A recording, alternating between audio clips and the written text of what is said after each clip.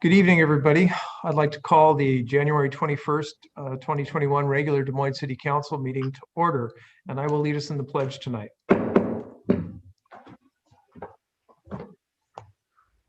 pledge allegiance to the flag of the United States of America, to the republic for which which it it stands, one nation, under God, indivisible, with with liberty liberty and justice for all. Let's see.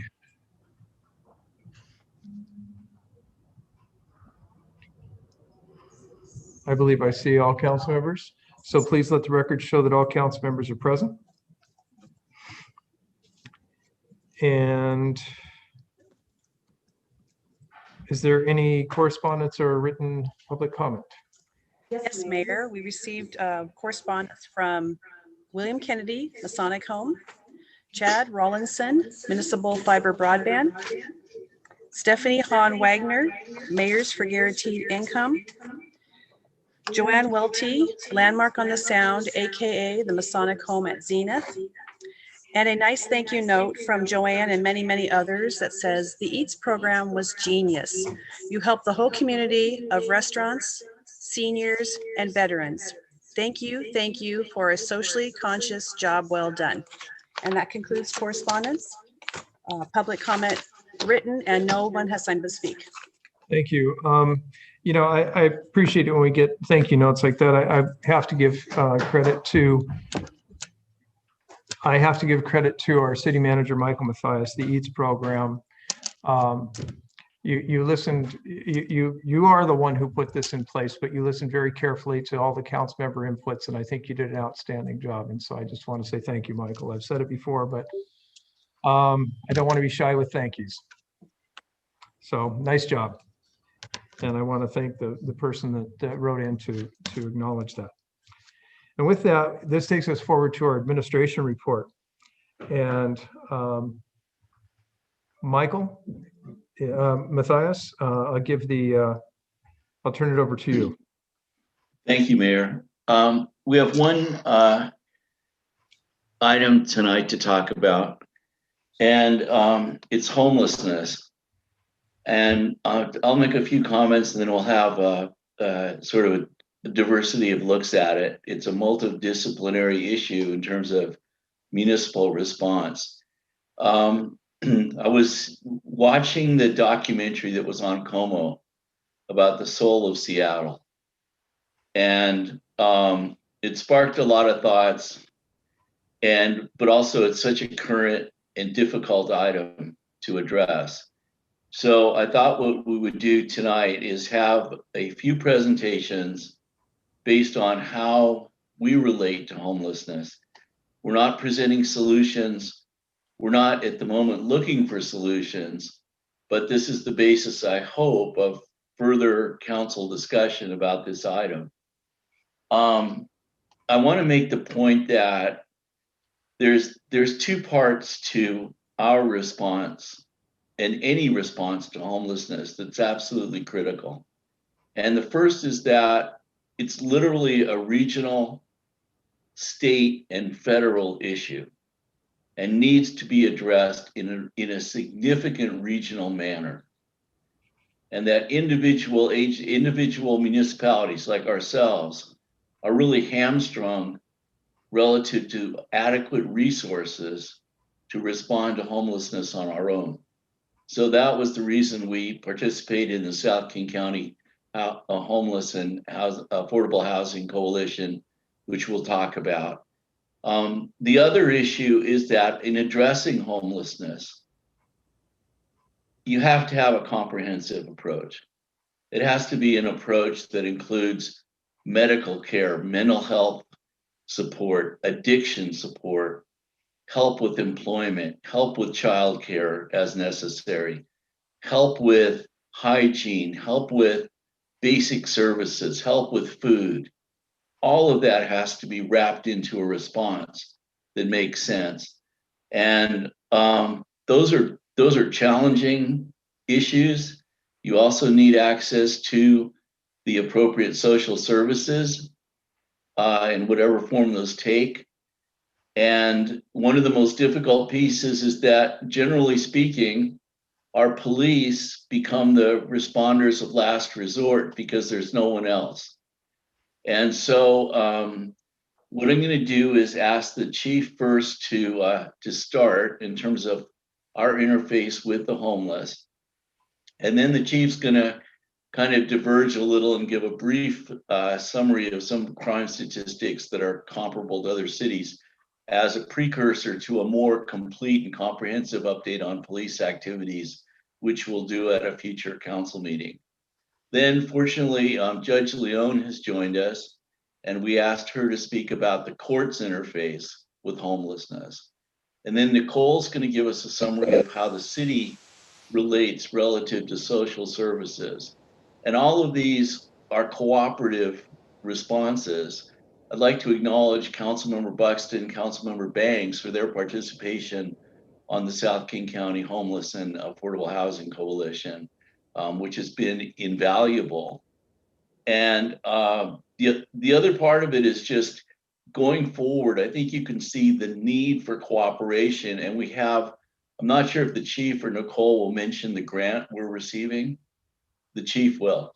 And that's really exciting news. And just to emphasize, this was a kind of interagency cooperative effort, intra and interagency, where we had support within the city to help the police write and receive a very significant grant that we work closely with Tina Orwell on also, who's very interested in the whole mental health aspect of homelessness. And then, so the city of Des Moines took the lead in this grant application, and I'm probably stealing the chief's words, but he can repeat them. They bear worth repeating. But we took the initiative to write the grant for South King County police chiefs, and we're also able to host the personnel associated with this grant in our Redondo substation, which represents sort of a vertical approach to policing activities. So all of these things are positive. They're not solutions, unfortunately, but they're on the way to solutions. So with that, I'm going to turn it over to the chief. Okay, thank you very much. So I will continue on with this co-responder behavioral health grant as it relates to our approach to homelessness.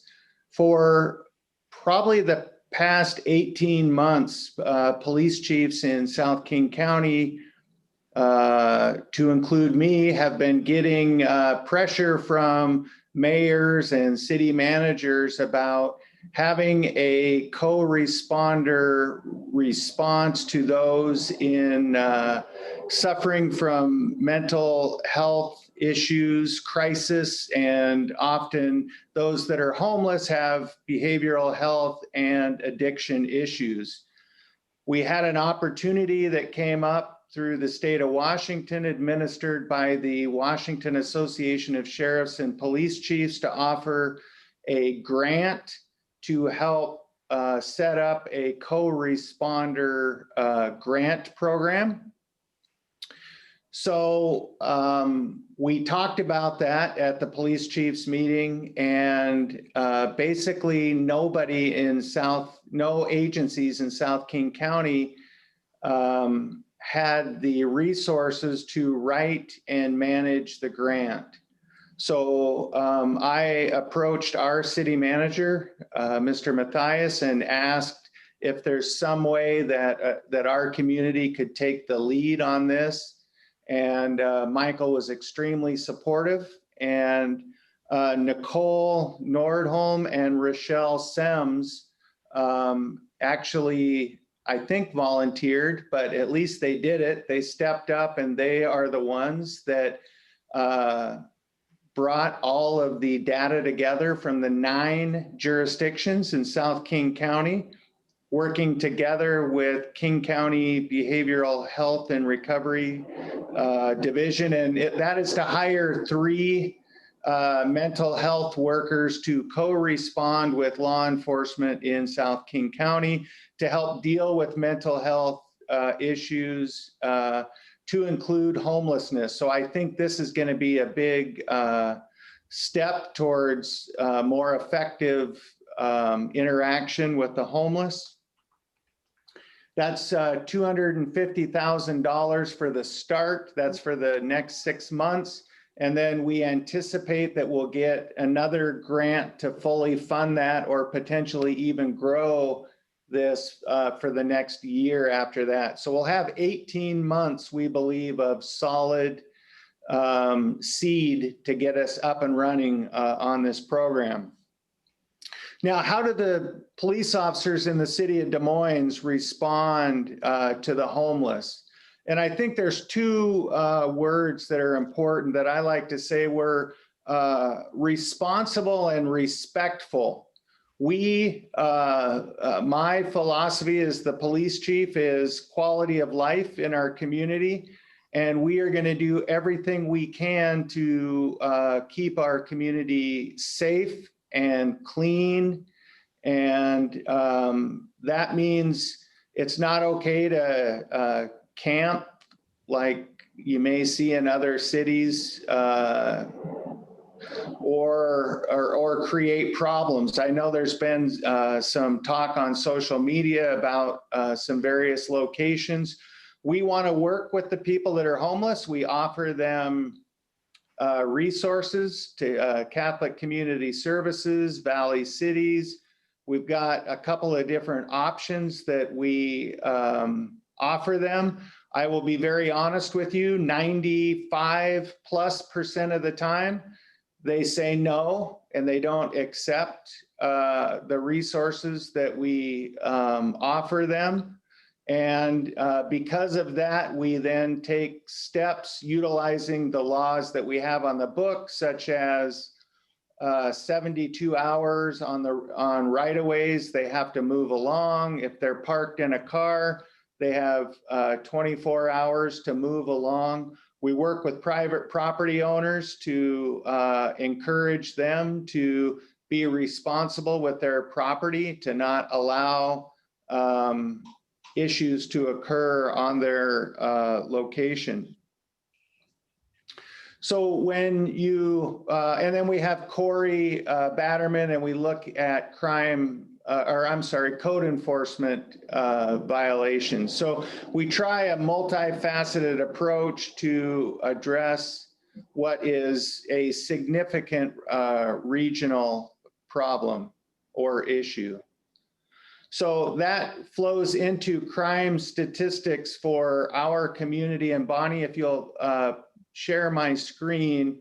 We took a look, we reached out to the other cities in South King County, and we looked at crime rate, really the only way to truly compare how we compare with other cities, because the populations are different, is we look at the crime rates of the surrounding cities. And you can see that we are experiencing a level of property crimes such as mail theft, vehicle prowls, people breaking into cars, and residential burglaries are relatively consistent with the other cities that would respond to our request.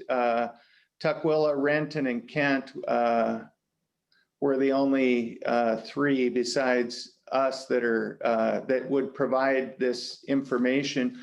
But really, the parts I wanted to point out were the aggravated assaults or shooting type incidents and robberies. And you can see that the crime rate for our community is the lowest of those cities that are compared. And really the point that I wanted to make was our community is a safe community as it compares to those around us. And, but we do have property crime that is consistent with those communities. And now I want to update you on a significant incident that we had yesterday afternoon at about 4 o'clock up in the 22900 block of 30th Avenue South. There was a shooting incident that resulted in the death of a person. And what happened in that case is a person had responded to that location, a resident of the city of Renton, because his car had been stolen in Renton and it was recovered near that location. So he responded to recover his stolen vehicle. While he was waiting for the tow truck to arrive to remove his vehicle, he was approached by a subject. And this subject that he was approached by was a resident of Tukwila, but I would call him a career criminal. He had 13 prior felony convictions. He had 19 gross misdemeanor convictions, and he had 10 misdemeanor convictions. So this career criminal went to the person who was recovering his vehicle and pulled a gun on him and attempted to rob him of his motorcycle and his backpack. And the victim of the robbery then pulled out a gun, and the two exchanged gunfire, and the suspect of the robbery shot and missed the victim of the robbery. The victim of the robbery returned fire and struck and killed the robbery suspect. So this is considered a justifiable homicide based upon the circumstances. It is still under investigation. In fact, our detectives are down conducting a search warrant of the suspect's vehicle that he arrived in. I should note that the suspect had over 6 ounces of methamphetamine in his front pocket. So it appears he was also involved in drug trafficking. So this case will be cleared up very soon. So that concludes my portion of this report. Thanks, Chief. That's a pretty extraordinary set of circumstances. Michael, you have Louisa, Councilmember Bangs is, Oh, I'm not sure if you're taking comments, but on your report, but Councilmember Bangs has got her hand up. Just one, and that's clarification from the chief. You went from homelessness into the graph, and I just want clarification that you're not saying that the homeless are actually committing these crimes, even though I know there's a lot of research and investigation that go into that. So I didn't want to make sure those weren't hand in hand. No, you're correct. Okay, thank you. yeah, we'd intended for the chief to say something about that, and it just piggybacked off the homeless portion, but is absolutely distinct. So with that, we are going to have Judge Lisa talk for a bit about homelessness. And I think one of the things that I always enjoy, and we're blessed as a city, but Lisa has so much information, does so much research, has such a curious mind that she's always well versed in so many subjects. So we can take advantage of that. And Lisa, thank you. Well, thank you for that, Michael. So as I was thinking about what I wanted to say tonight, I was thinking that, or reflecting that in 2022 marks 30 years, I'll have 30 years working in the criminal justice system. And I think that it's important for me to point that out because that's the lens through which I view many issues, certainly homelessness being one of them. And so I have a couple brief points, if my dog will allow me. I'm sorry. to make. One is that the issue of homelessness is complicated. That's first and foremost, and it cannot be discussed without considering some of the other related issues, and they range from everything to unemployment, lack of education, substance use disorders, mental health. Those are two really important ones.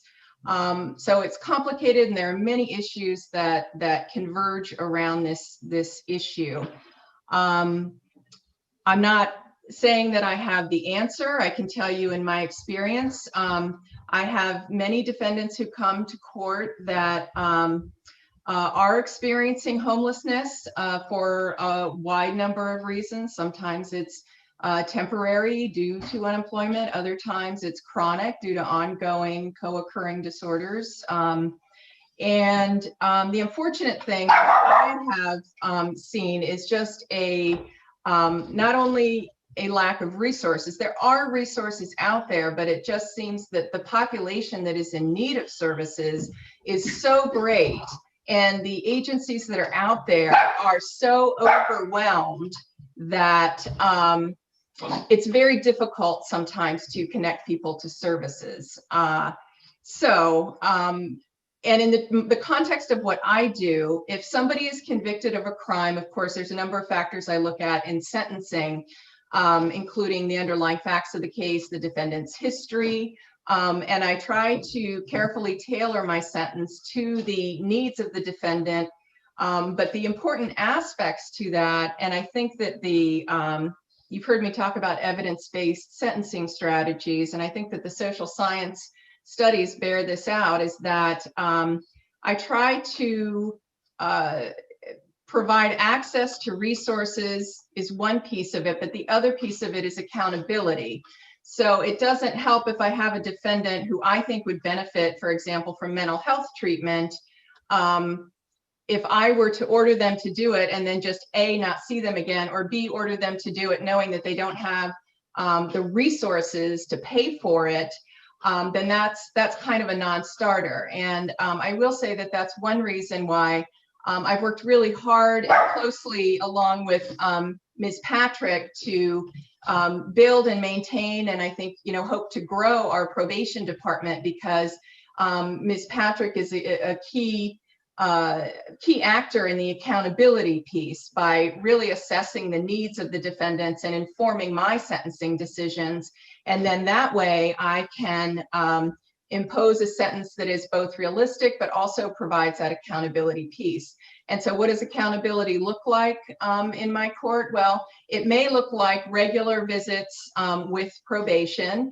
It may look like regular visits with probation plus court hearings where I can actually see them and talk to them about their progress. And those two pieces of resources and accountability are really the fundamental principles of our DUI court as well.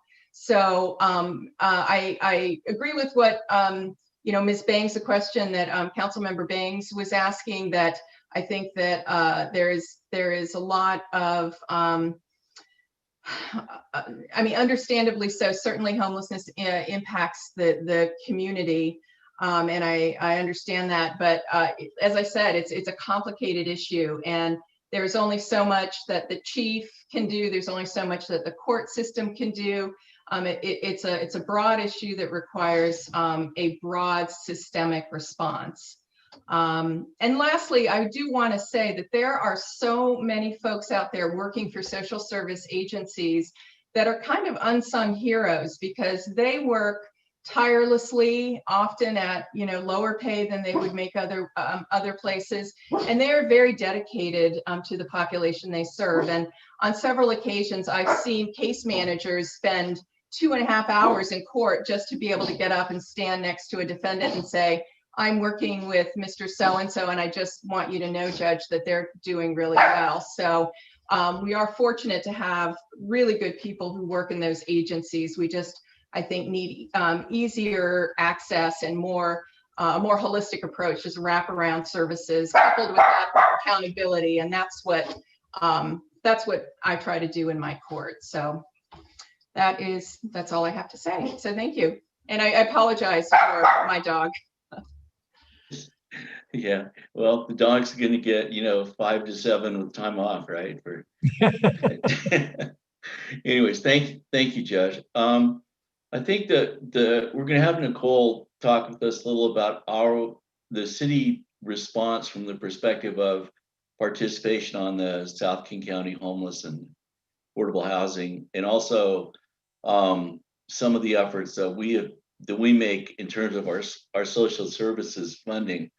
But I just want to point out something that just kind of, goes for granted in this meeting. But 4.5 years ago or 5 years ago when I started, one of the challenges was to break down the silos that existed between departments. And that was especially the case with police. And for, Nicole and Rochelle to seamlessly fit in and to help the police department be successful in this grant application is such an accomplishment within the management administration of the city, where we can call on all of our resources to help everyone be able to do their best. So thank Nicole and Rochelle, thank you so much for your support, and the chief for helping guide them where they needed to be. So with that, Nicole, I'll turn it over to you. Sure. Thank you, City Manager Matthias. I will just briefly discuss a few other areas in which our city is working to address homelessness. So as was mentioned previously, we support regional efforts to combat homelessness. We're proud to be part of the South King Housing and Homelessness Partnership, or SKIP. This partnership was formalized by an interlocal agreement between King County and 9 of our South King County cities. These communities face intense pressure from increased displacement of most vulnerable community members to an existing housing stock that really is insufficient in both quality and quantity. And then, as we all know, to a continued rise in housing prices. So through SKIP, these communities can pool assets and take a coordinated approach to producing and preserving quality, affordable housing.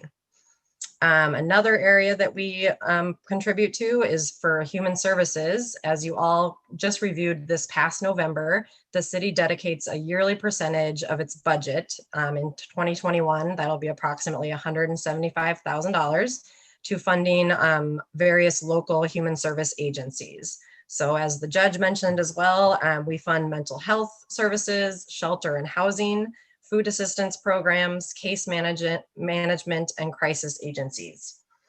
These agencies are on the ground doing this challenging work every day.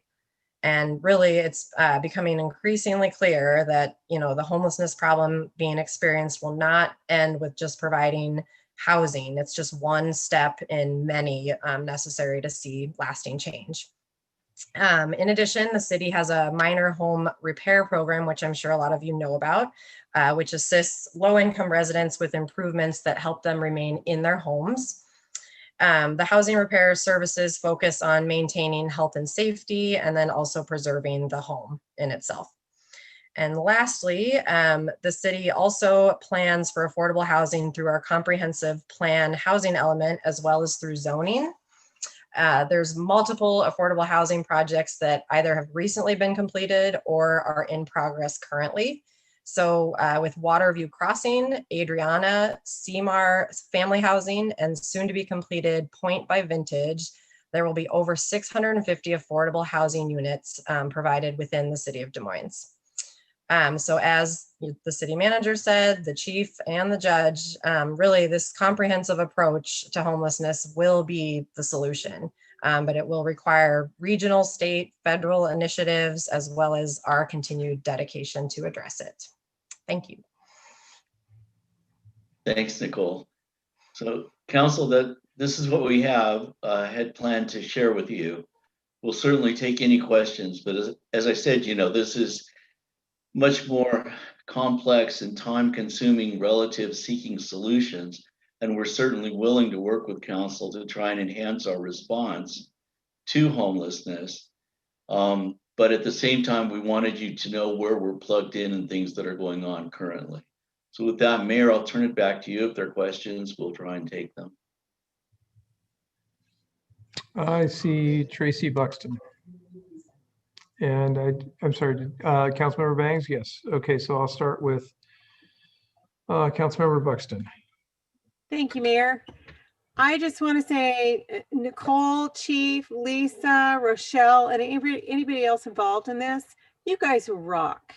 This was a fabulous presentation, and I appreciate the response to, and community concern in a general sense, but lately there was a little piqued interest on social media. So it might be nice, maybe, I know, Bonnie, not a directive, just an ask. Bonnie, you always provide this great synopsis. I'm wondering if somebody could grab a specific out of this and say, hey, Des Moines is doing a fabulous job in moving toward a regional response to homelessness, and referencing a link to the minute here, or this presentation. This was so great. It's very encouraging. Every time I'm in some kind of a regional meeting or something, whether it has to do with policing or it has to do with homelessness, I find, wow, Des Moines is kind of on the cutting edge, or we've been forward thinking for a long time. People come up with ideas and we find out, wow, the chief's been working on this for 18 months, so I'm just impressed and thankful for the forward thinking staff that we have. So Michael, good job in taking care of all of these people that do a good job for our city. Okay, and that will take me to Councilmember Bangs. Yeah, I just wanted to echo the thank yous. I think what we as council members as well as citizens don't realize that there's a lot on the city's plate, but just because there's a lot, it doesn't mean they aren't working on these issues. I want to commend that we also have the 2021 legislative priorities, which includes exactly what we're talking about. So I know Michael will speak on that, or someone will later. And you can see it in the policy bills, the monitoring and action. So I would encourage our citizens to read more, because these packets are available. And I would encourage anyone who has questions to go back and read many of our packets, because it does include many of the things we're talking about today over the course of the last, as far as I'm concerned, 7 years, if not longer.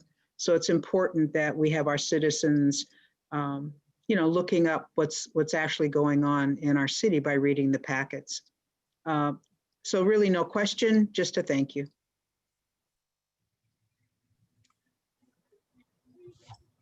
Councilmember Martinelli.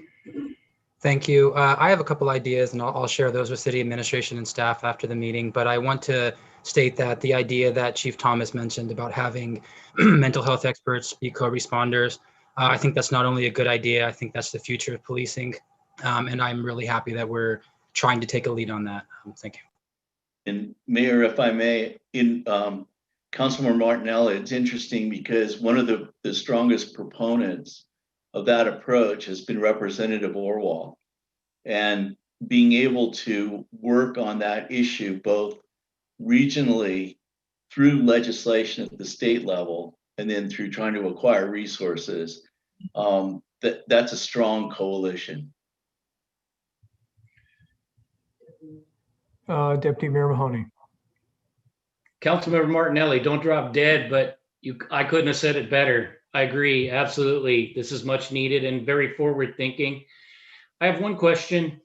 A news article recently came out, and King County was looking at hotels that they wanted to purchase for homeless housing. Have we been contacted any way, shape, or form in our city or maybe the surrounding cities that you might know about? Yeah, Deputy Mayor, I'm not aware of direct contacts with the city of Des Moines.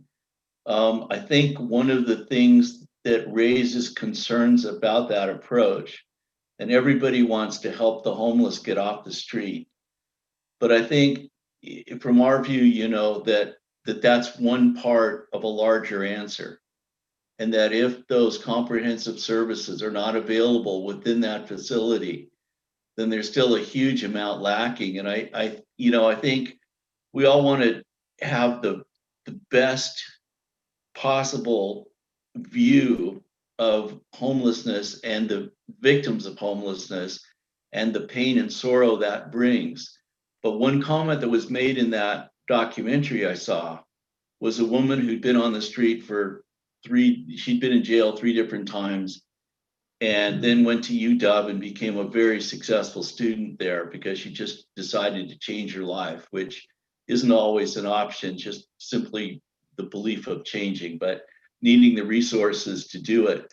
But she said, you know, one of the dangers in just providing a facility is you take a lot of abusive behavior that's on the street and now you put it behind 4 walls.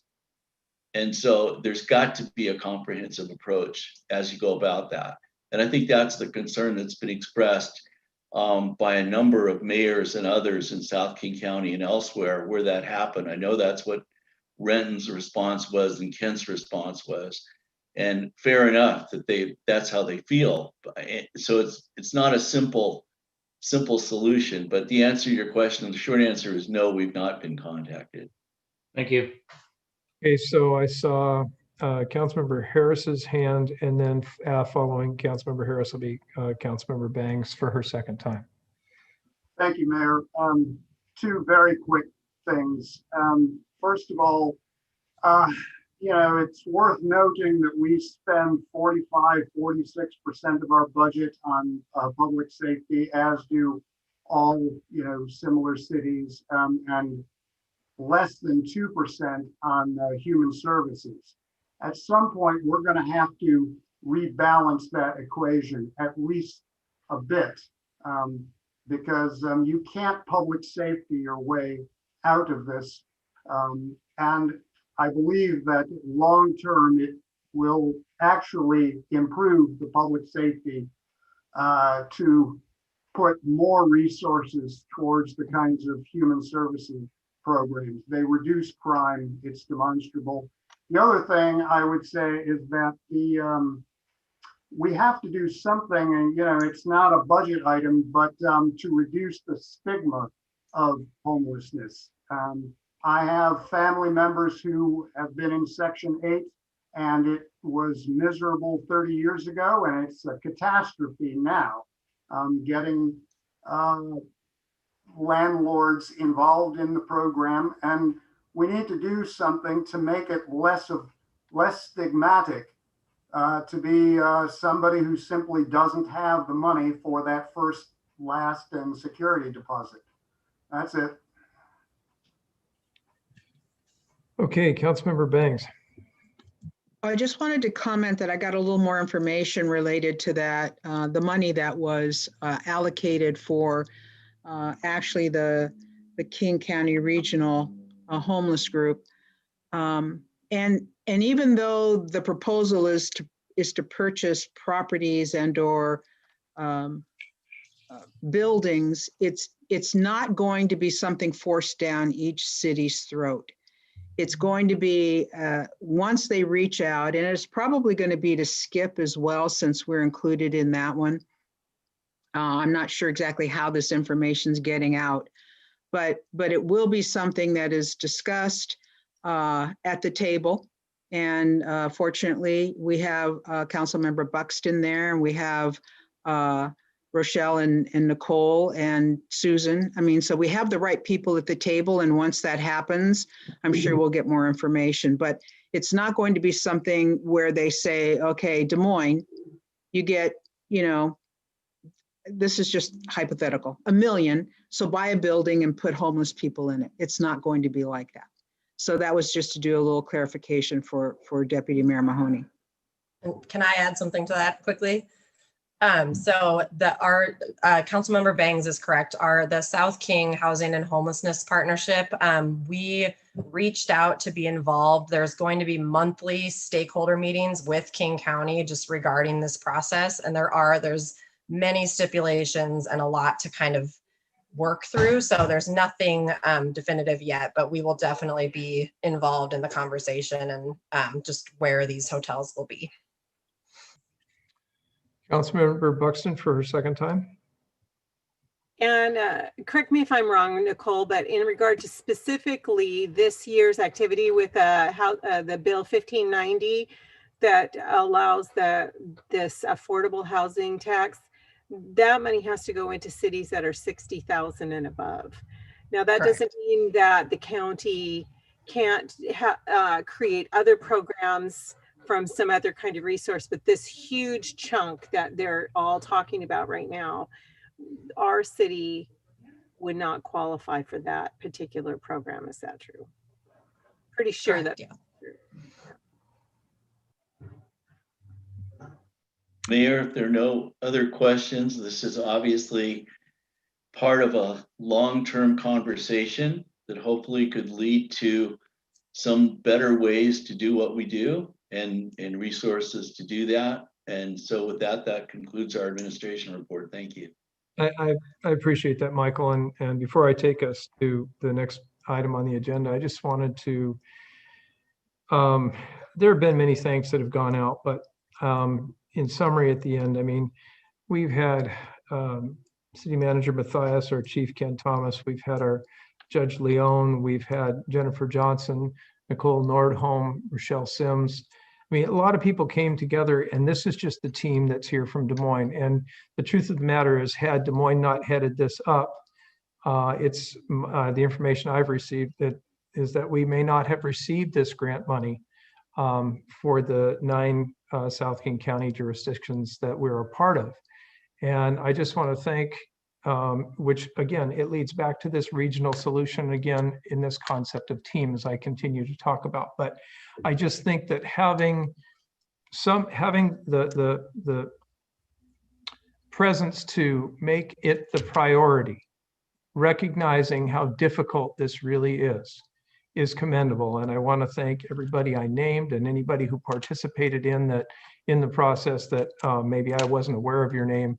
Plus the fact I want to thank, Representative Orwell and the way people work together regionally to address this issue, because it is big, it is complicated, as many have said. And the only way we're going to do it is there's not enough money in the world coming out of a city of 32,000 to solve this problem. It is going to take a regional effort with a lot of work going into it. And so I just wanted to thank everybody again.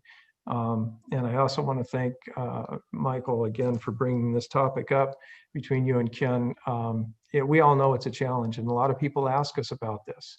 And it would be nice to have one quick answer, but there isn't one. The solution is multifaceted. It's big, it's expensive. And we're going to have to figure it out. And I guess the only way to really get to the answer is just keep trying. So I want to thank you again for that presentation. And with that, I will ask the clerk to please read our consent calendar. Item 1, approval of vouchers. Item 2, approval of minutes. Item 3, acquisition of King County properties. Item 4, Arts Commission appointments. Item 5, my contacts. Item 5, Human Trafficking Awareness Month. Item 6, 2021 WASPIC Mental Health First Response Team Grant Acceptance. And that concludes the consent calendar, Mayor. Thank you. I see Councilmember Nutting's hand. I move to approve the consent calendar as read. Second. And I have a second from Councilmember Bangs. Is there any item that a council member wishes to remove? Okay, seeing none. All those in favor of the consent calendar as read, please raise your right hand and hold it up until I call your name, please. I see Councilmember Nutting, Councilmember Bangs, Councilmember Martinelli, Councilmember Harris, Councilmember Buxton, Deputy Mayor Mahoney, and myself. That passes 7-0. I will read the proclamation into the record. The Des Moines City Council hereby proclaims January to be Human Trafficking Awareness Month in the city of Des Moines, and reaffirms the city of Des Moines' zero tolerance policy for human trafficking, and encourages all to raise awareness about human trafficking and to work collaboratively with law enforcement agencies and community organizations to combat this terrible crime. And with that, this will take us forward to new business. And we have a discussion of our 2021 City Council legislative priorities. And our presentation will be started by our City Manager, Michael Mathias. Thank you, Mayor. We talked with council at the end of last year about our legislative agenda, and we've been able to hone in somewhat on it at this point. I'm going to ask Anthony Hempstead, our legislative advocate, working hard in Olympia these days, mostly by Zoom, to fill us in on kind of what the priorities that we're recommending are. But for starters, I think we're going to talk about the bulkhead, and there's positive movement in that regard. We've been stuck for quite a while waiting for the National Marine Fisheries Service to issue their consultative permit, so to speak. And it looks like we're moving past that hurdle. So when Anthony finishes the first bullet point, I'm going to ask Dan to make some comments about the status of the bulkhead and what we are trying to accomplish there between now and the end of the legislative session, or actually the end of June. And then we'll go back to Anthony walking through these. And I think Anthony and I've talked, we talk frequently. And I think the idea that we're in flux, things are not clear, is kind of the keynote of the discussion at this point. So with that, Anthony, if you would. Yeah, thank you, Michael. Briefly, on a couple things that have changed or morphed since the packet went out. On the big picture, going back and on what's going on in Congress back in Washington, D.C., new senators have been seated. Democrats, of course, have taken the majority, and very importantly, Patty Murray and Maria Cantwell now become chairman of two of the most important committees in the Senate. Also beyond that, Patty Murray is the number 2 senator on the Appropriations Committee. Was fortunate to be in a meeting with Patty Murray's chief of staff earlier today, and took the opportunity to ask him what he thought about the possibility of the rumored change of allowing earmarks back for congressional action. He said that he believes there's a pretty good chance, but it's still too early to tell. He said, okay, let's go 50-50 right now. So we still have to wait and see what happens there. But if earmarks come through, and with Murray being number 2 on appropriations, with Cantwell being in charge of commerce, science, and transportation, we are very, very well situated if these major infrastructure and other bills do come through. So that's something to keep in mind for on the federal level, and that can have a huge impact on what happens on the state budget. But now, with that, let's go back to our priorities in the state budget, and first off, is the bulkhead. As Michael mentioned, we've been hoping to be able to spend this $2 million. It was already been reappropriated once. Great breakthroughs recently. Hopefully we can spend it, but on the assuming that we are not able to spend all $2 million between now and July 1st, it's going to be prudent, at least at this point, to go for a reappropriation. It's also much more efficient to combine phase 1 and 2. So we'd be asking for an additional $4.4 million on that as well. That's in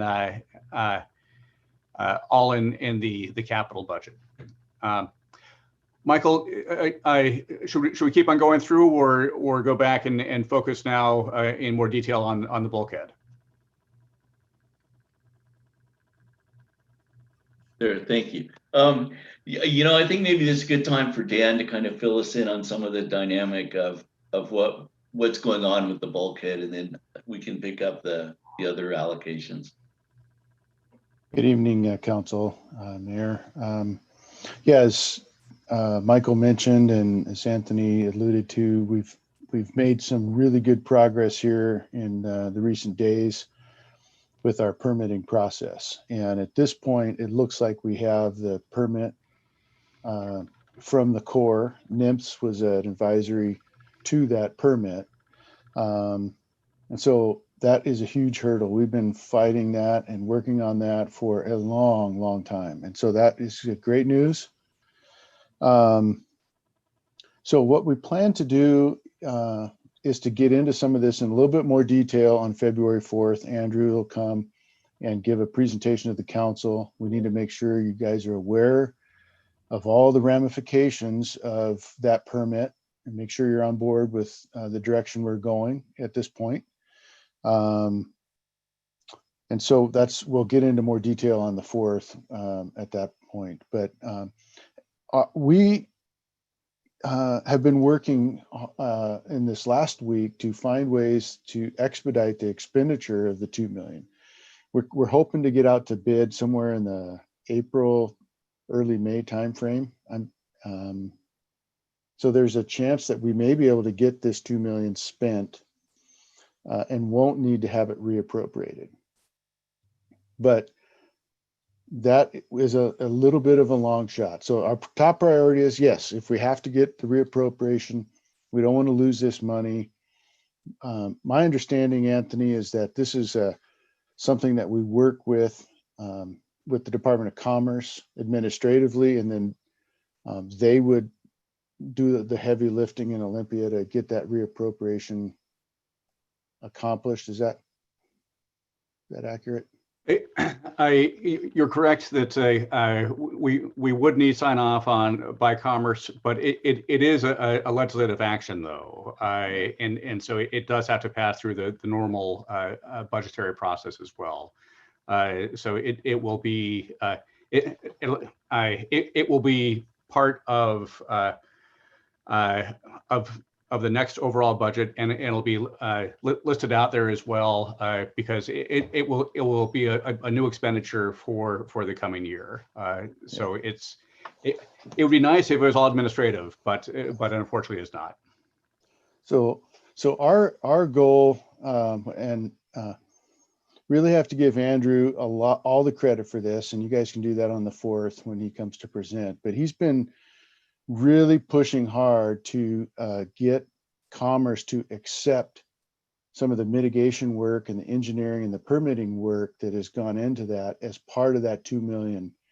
And it looks like his hard work is beginning to pay off. So if that, we'll know more by the 4th, if that's going to actually pan out. But that would allow us to spend the bulk of that $2 million easily before the deadline. And so that would help on a number of fronts because it takes this legislative ask off the table, and then we can focus in on the next thing, which is either phase 2 of the bulkhead or the fishing pier as far as capital type work. So we'll know more in the next week or two, but it is kind of fluid right now as far as what the priorities. But for tonight, for us anyway, this is still the priority. Hopefully in the next week or two, as we know more about those expenditures, this may be able to come off the table. So that's kind of where we're at. And we look forward to briefing the council on February 4th. Dan, thank you. I would just want to make 2 comments. First of all, it's an oxymoron to hear engineers saying they're trying to spend money. Okay. So the other thing is that in Washington, it seems in Washington, D.C., the federal approach, it seems they could take the route of refunding CARES for resources for communities, and the possibility is they do both, or they fund a significant infrastructure bill. And in either way, I think we're positioned in a great spot with Congressman Smith, both of our U.S. senators. And, you know, it's interesting that in the legislature, in the state legislature, Senator Kaiser is Speaker Pro Tem of the Senate, and Representative Orwell, Speaker Pro Tem of the House.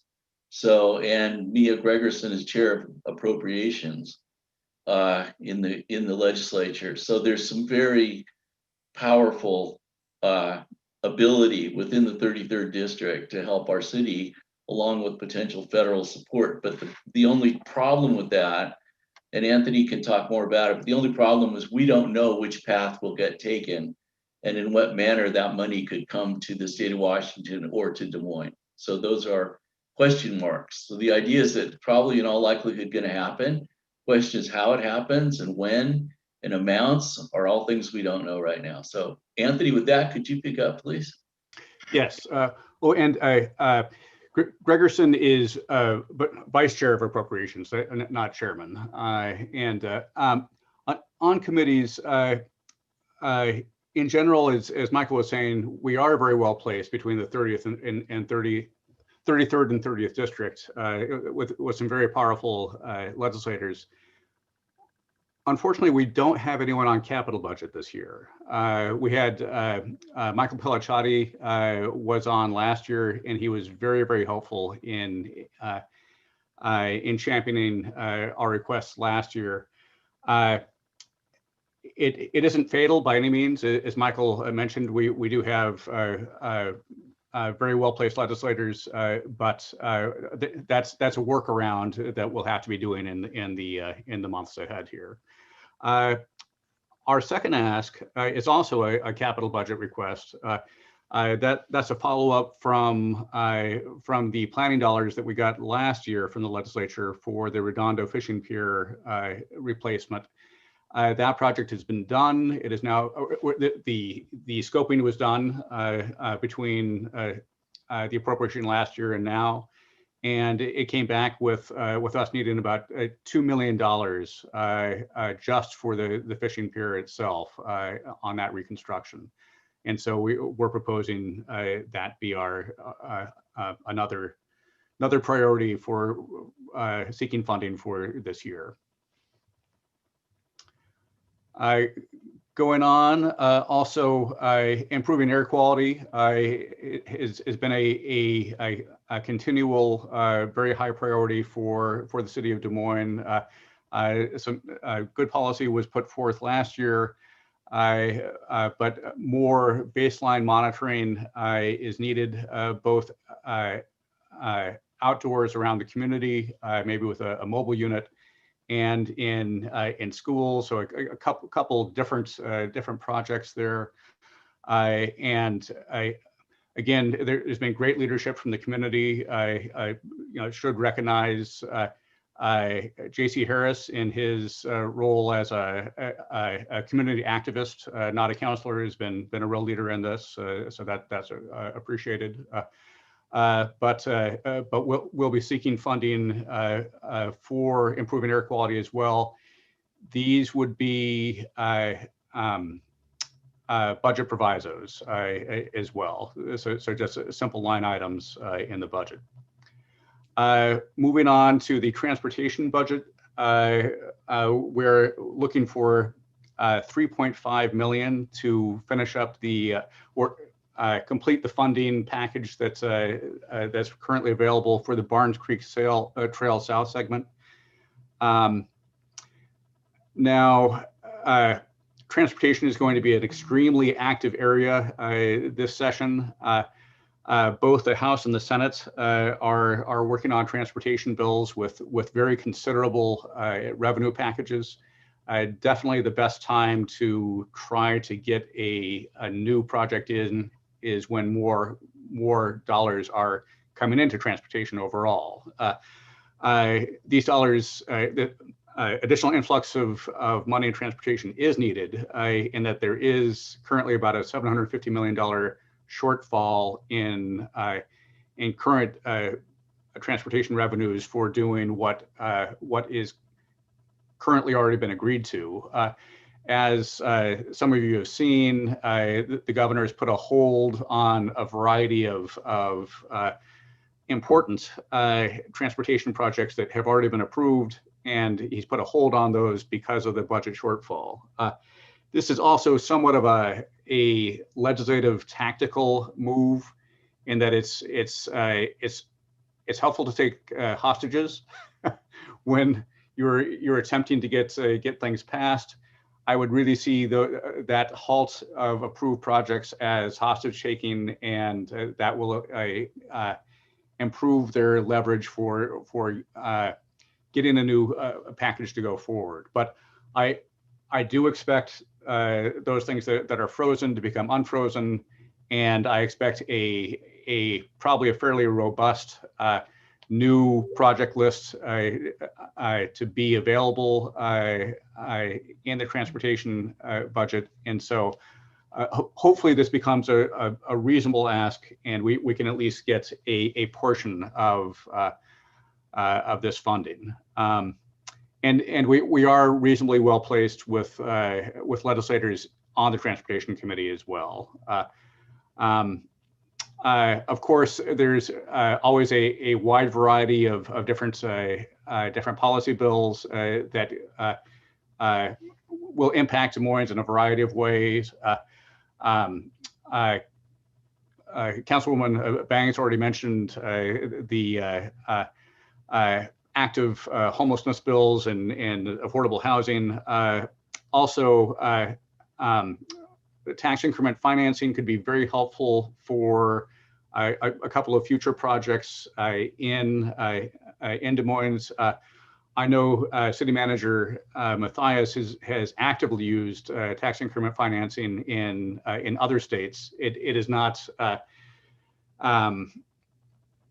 currently allowed in Washington State. We're one of only 2 states that doesn't allow that.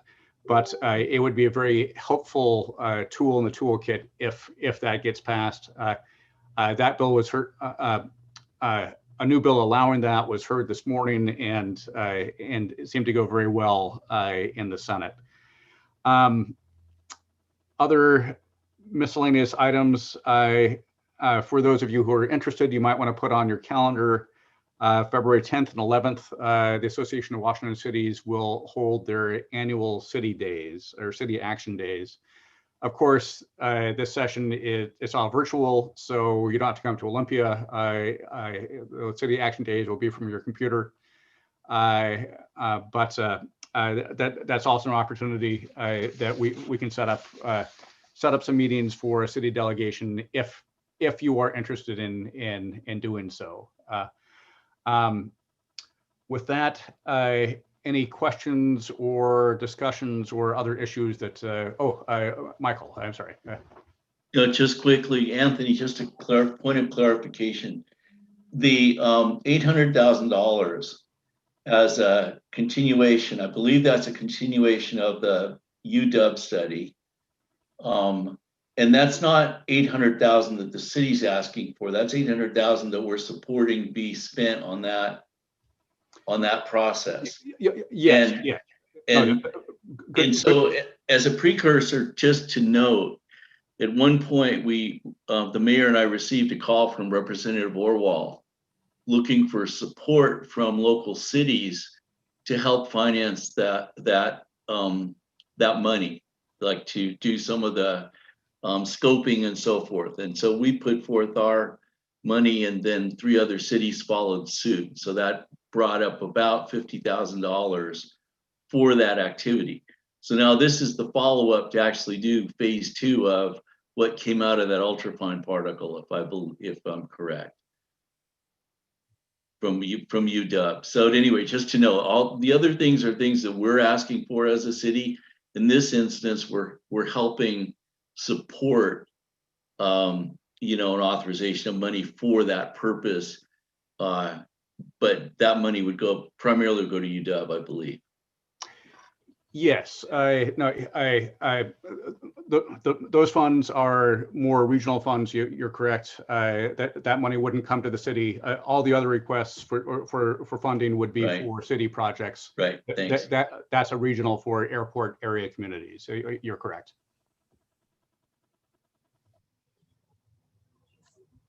Okay, I see Councilmember Harris. Thank you, Mayor. Could either the city manager or Mr. Hempstead give me a working example or two on tax increment financing? What applications might be beneficial for the city of Des Moines? Right. So the way this works, New Jersey and Washington State were the only two that don't allow this. And then New Jersey now does allow it, in fact, but California doesn't.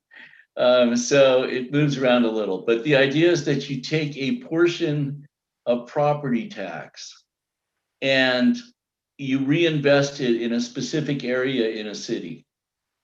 So you have a community, you have a tax increment financing district. And then there's different ways to do that. Washington State has always been kind of constrained because of the interpretation of the Constitution that property tax goes primarily to education, but which made it difficult to compete with other states for businesses. But there's two ways that the tax increment financing works. So in one instance, you say we designated an area of the city as being something we wanted to focus on redeveloping. We could either take, under one model, you could take the entire property tax from that area and then use it for reinvestment, typically investment in infrastructure, incentives for investment from the private sector, whatever. That's one way. The other way that they do it is you get an increment of the property tax. So maybe you get 15% or 20% or 30% of what it is. And then that goes literally into your redevelopment bank. And then you use that for infrastructure development or whatever is needed to help facilitate the value of that property for reinvestment by the private sector. And it could add up. In Florida is responsible for developing a community redevelopment district. And the first year we had some good fortune, but property changed hands, because when it changes hands, there's going to be more value. And we ended up getting $13 million over a 30-year period, year one. And that 13 was going to recur every year for a while until it got spent on redeveloping that property. So it's a technique that's widely used to divert property tax away from the general fund and the general needs of a city, and focus it specifically on a development district that's in need of redevelopment. And that's something that one last thing, the state of Washington did do that with sales tax. And if you're ever in Covington and you look at the roadway that leads to Costco, that was built with tax increment financing from sales tax. And that was a little trickier. And I was involved in helping to write that legislation. But the thing about it is that it's a great technique, and it's something that has great value if used appropriately. And when you say as a district, you mean literally a geographic district. You designate a particular area of properties. No, and there's usually, if there's a redevelopment area and if there's a community redevelopment area, typically the city council is the board of governors for that, for those funds that are applied specifically to a geographical district. Okay, thank you. Yeah, it's a complex tool, but a very helpful tool. And there are some interesting videos and flyers on this too. Councilor Harris would be happy to forward those to council if more people are interested.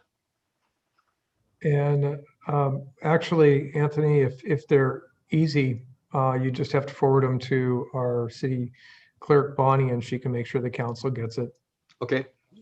Will do. I see Deputy Mayor Mahoney. Thank you, Mayor. First of all, when reading the packet, I love the verbiage where you used hunting license. And I'm just going to encourage both Michael and you, Anthony. It's open season, baby. Go get our money. You guys have done a great job. Go get more, because we could sure use it for these projects, particularly the Redondo and the bulkhead and the rest of them. Quick question, because being on the transportation committee and skateboard, et cetera, and the Gateway project, I know the delay. So what you're saying is you think that the delay on the Gateway projects, 167, 509, not so much, but you think it's just temporary till they can negotiate it out in those two? I mean, because we've been in the process and kind of had our hearts broken a few times over the last 25, 30 years.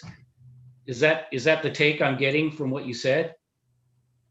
Yes, I would be absolutely gobsmacked if they would actually not go forward on that. I mean, they really have to. It is a temporary delay. The governor said it would. These projects would be restarted when a transportation budget is put together, so that they're sure that there will be funds to complete that. So yes, it is never good to see a delay, but it almost certainly is a very temporary. It's something in months, not in years, that this will be delayed. Great.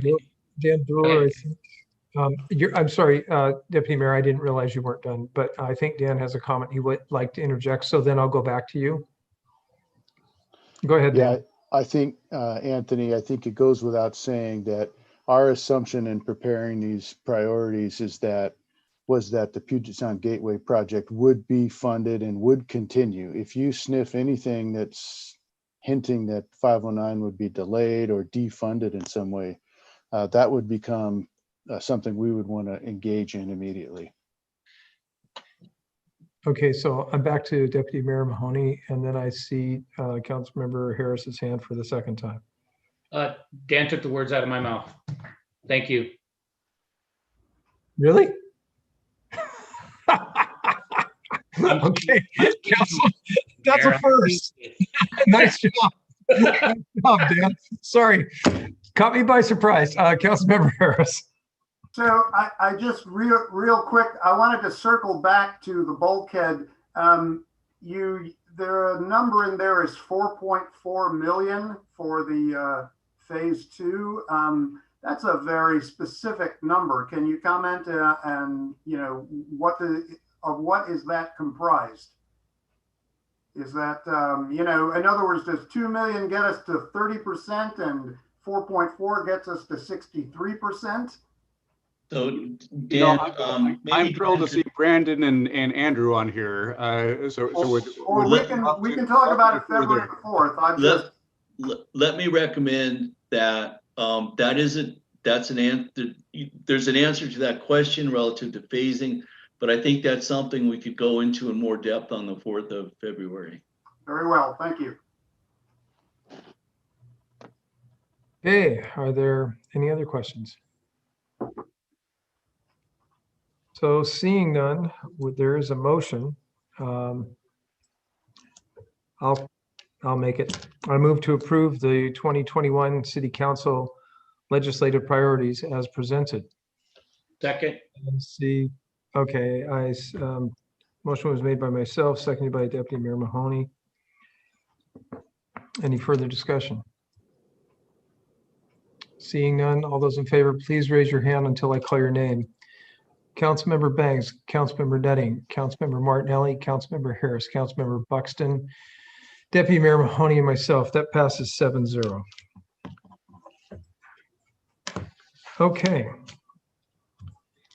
This now takes us to our board and committee reports on councilmember comments, and we will start tonight with Councilmember Martinelli. Thank you, Mayor. As we all know, President Biden has proposed about $350 billion in state and local aid for a stimulus package. This is money that we obviously aren't guaranteed to get, but politically speaking, I think we're much more likely to receive at least a good chunk of that than not. And that is a considerably higher amount than the CARES Act from last year. With that in mind, I just want to encourage the public. I'm sure city administration and staff have ideas they're already considering, but I would encourage the public to reach out to the council, to reach out to city administration, to give any ideas you may have in regards to how we could use that fund just to really help the community. I personally have a couple ideas I would like us to use it for. For example, I would like to see us do a second round of small business grants. However, as is recommended by the Municipal Research and Services Center, I'd like to see us establish a third party in order to distribute these grants. I don't think it would be appropriate for the city council or for city administration to distribute these grants. I think hiring a third party would ensure that it's done as fair as possible and would stop it from being politicized to the point where we have city leaders, handing out big fake checks like it's a reality show. I'd also like to see us establish a voucher program that's specifically designed to help low-income individuals while making them Des Moines specific so that it also helps our local business community. On a separate and potentially related note, I think that it's beyond time that we as a city do everything we can to put forward some form of municipal broadband. I've spoken with a lot of residents in our city who are really struggling, working from home, going to school at home, and the low income, free internet that's provided by Comcast, especially in certain neighborhoods, simply doesn't cut it. And so I think that we need to really make an effort to try to do something about that, because this situation that we're in is going to go on a while longer, and we don't know when something like this could happen again. So I think that it's important that we keep that in our minds and that we realize that there are a lot of kids, a lot of families who are really struggling right now. And again, the low income internet that's being provided right now just simply doesn't cut it for them. And that's all I have for today. Thank you. Councilmember Bangs. Thank you, Mayor. Had Environment Committee meeting this evening, of which you will report on. Also attended as liaison the Senior Services Advisory Committee meeting on the 14th, and many things were discussed. Just in short, discussion of the tent that went down in the big storm, and trying to get a new one, which will hopefully happen soon.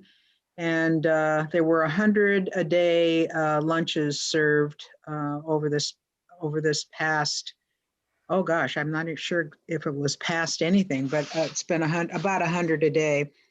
Of course, waiting and listening to see what's going to happen with the governor's guidelines related to COVID. So hopefully they can get some programs back together. Not anticipated soon, but at least taking a look at what programs could actually come back. The sharing of the Central Center African inspired lunches. Of course, all of that is really up in the air at this particular point in time. There is a 3-year contract for that, but getting together is not an option at this point. Those lunches also, the cultural lunches were provided on Fridays.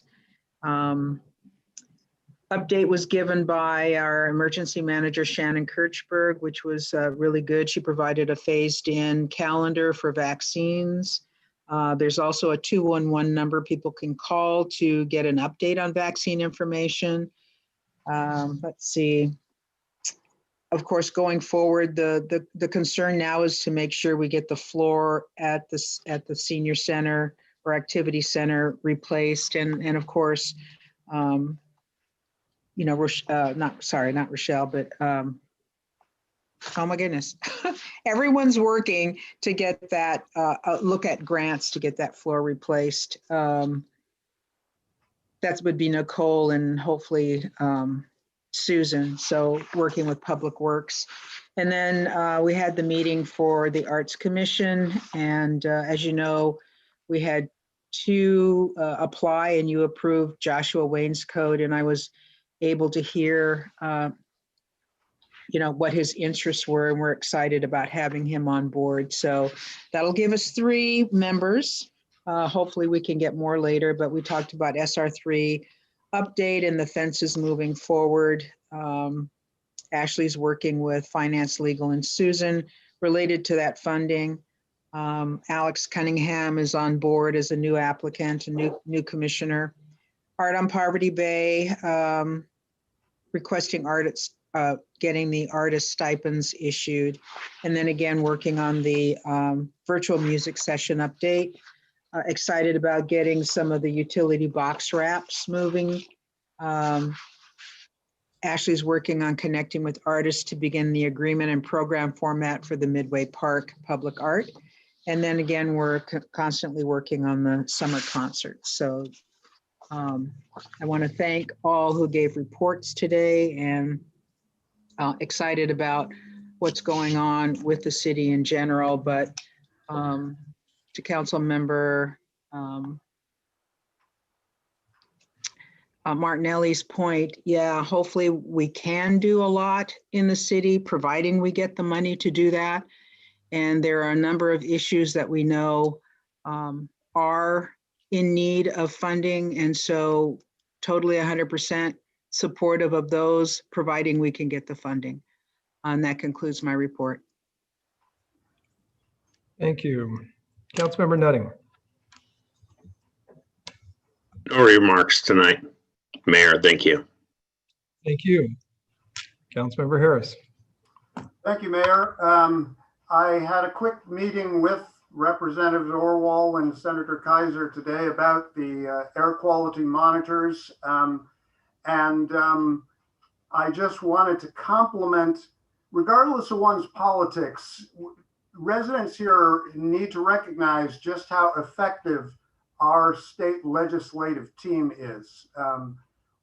The public has been trying to get air quality monitoring in this area since literally 1971.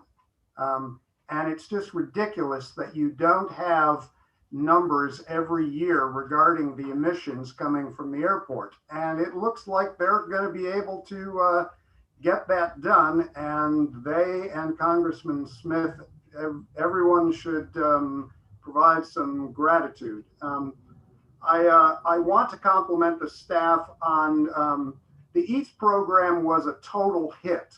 And thank you, City Manager Mathias. I would say, adding on to Councilmember Martinelli, that if we do get CARES funding, I would love to see it get expanded to a voucher for all residents. I think it would be fantastic for everyone to be able to, take part in trying our restaurants. And I would also say that it would be good to spend some of that money, if it comes, on broadband for low-income people. We had an opportunity to do it last year, and COVID isn't going away until the end of the school year, and we certainly have people who struggle with getting their children educated. I also want to compliment the engineering staff. We had the stormwater, we did our environmental calendar for the year, and it was just a great feeling for me, because every project that we're working on this year is something that literally dozens of residents asked me about as I doorbelled. Okay, and the fact that we're actually able to do projects this year, first of all, is great. And, the fact that people are always wondering where their tax dollars go and so forth. And we're doing stuff that people will have a practical appreciation of. Finally, so I want to thank Michelle Fawcett Johnson for the cleanup last Saturday. I have seen how transformational these sort of cleanups can be for a particular area if they're done over and over again. It seems to be that if you get an area cleaned up and keep it clean, a lot of good things happen, crime reduction and so on. And I sure hope we can somehow expand that. I was driving by Kent Des Moines Road today on 27th, and there are areas that if somehow we could keep clean, I think that would go a long way towards solving a lot of problems. Oh yeah, get vaccinated.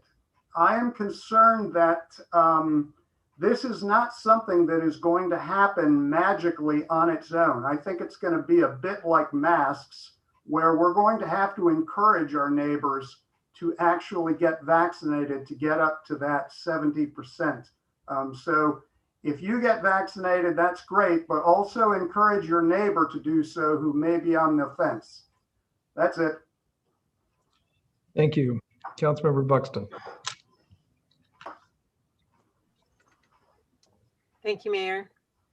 Well, in regard to, I have a few comments in regard to the consent agenda. I wanted to echo Councilmember Banks and welcoming Josh Wainscott. I was surprised to read about that, and wow, you couldn't invite a better person into community service here. So welcome aboard, Josh. Great pick. In regard to Human Trafficking Awareness Month, I just wanted to give a shout out. We have a local agency here called the Genesis Project. It's down on 208th, right off Pacific Highway. And they do a ton of work in helping people, women and children, transition into a better, more productive life. They have a lot of resources. And so now that we've made this proclamation, I want to put a little short video out maybe tonight or tomorrow. So shout out to the Genesis Project. Can't say enough great stuff about this mental health grant that we just got. I already said I'm really impressed with our staff. As far as meetings, I did attend a fly-in with Adam Smith this last week. The host was the Port of Seattle. They are trying to gather representatives, mayors, electeds from our airport cities and staff from some of these cities to be able to meet with our federal legislators and be able to pitch our passions and our needs, our desires. So we had mayors and elected staff of the cities. When I attended, I just wanted to say I appreciated the support of our city manager and our legislative advocate, Anthony Hempstead, in the process. So it was a short meeting, a presentation of issues that are important to our cities, like noise mitigation, air quality, environmental impacts, and growth constraints. So I did want to say, though, I was impressed with Congressman Smith. He emphasized the necessity of being tenacious in making these things important to the FAA. It was obvious to me that these things were important to him. He was very engaged and very much our advocate. So I appreciated his passion on all of these points. So the cleanup was already mentioned. It was a great event. I want to note, though, we hauled 700 pounds to the dump, and I saw, I think, most all of that on Councilmember Mahoney's truck. And probably that is also where his city paycheck went this month. Just saying, that's how it goes sometimes. So thank you. Shout out and kudos. Appreciated the work there. That's all I have tonight. Thank you, Mayor. Thank you, Deputy Mayor Mahoney. Thank you, Mayor. It was actually 715.